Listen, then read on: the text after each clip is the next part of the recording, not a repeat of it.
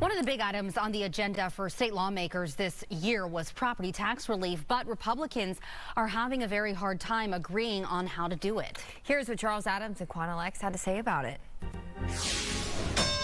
Quanell, Greg Abbott, our governor, and Dan Patrick, our lieutenant governor, both Republicans, are infighting about the best way to ease the property tax burden on Texas residents. Now, our governor is touting the fact that he's going to do away with property tax, which of course would result in a lot more sales tax, which is a regressive tax on regular working class people.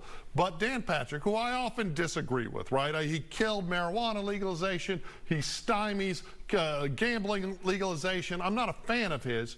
But what he wants to do is expand the homestead exemption, which means for working class Texans who own a house, it will lower their tax burden. What Greg Abbott wants to do is he wants to do away with property tax, which only benefits the corporatists, the big businesses, the people out of state that have vacation homes, and puts the residents of Texas at the bottom of the list, and will undermine our public education system. I think it's more lying nonsense from Greg Abbott, and I applaud Dan Patrick's solution. There was once a wise man, Charles, that said, if you see a politician speaking about saving the people money and his lips is moving, he's lying.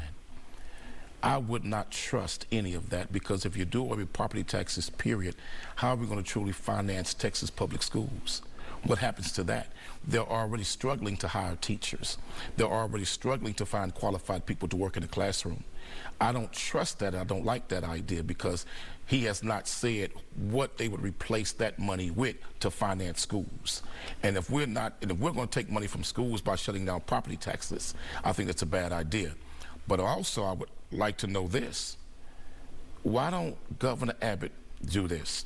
If you really want to win some brownie points with the voters, why don't you pass some law to stop and regulate homeowners associations?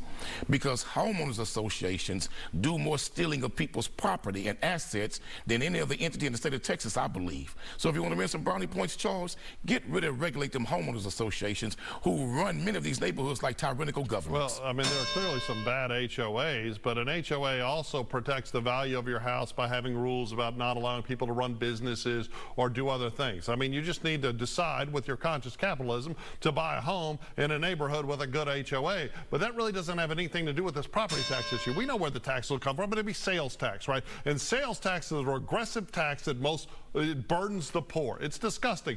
And Abbott doesn't mean it. Abbott knows. He's already trying to take dollars away from our public education system and steward them to private institutions. He's already trying to take security guard money or police money and give it to chaplains and other people. I mean, Abbott is just a pandering, dishonest liar. And Dan Patrick raising the homestead exemption helps every resident in this state. Instead of eliminating property taxes, why don't we eliminate some of these tax breaks we give these corporate giants? Well, of course, they don't want to do that because they want to attract all this business. And business is good. No, because the corporate giants are the ones who finance their political campaigns. Because Abbott is a human stain. Finance their political campaigns. Good job, Dan Patrick. You can watch much more of Faceoff, streaming Friday nights at 6:30. Just go to fox26houston.com.